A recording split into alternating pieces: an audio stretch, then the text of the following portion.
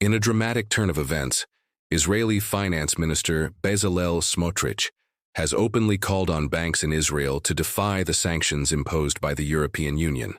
This unprecedented move by the EU targeted multiple Israeli settlers and organizations over their involvement in serious human rights abuses against Palestinians in the occupied West Bank.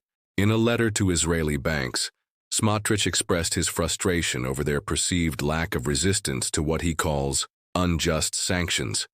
He argues that Israeli banks have a zero-risk policy, which has led them to neglect certain customers, namely those targeted by the EU sanctions.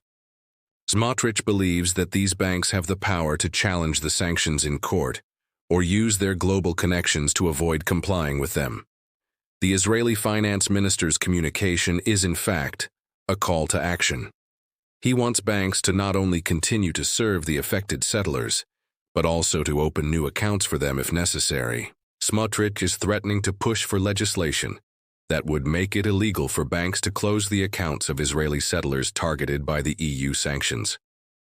This dramatic move by Smotrich highlights the increasingly tense relationship between Israel and the EU, particularly as both parties are heading towards a showdown over the issue of settlements in the occupied Palestinian territory.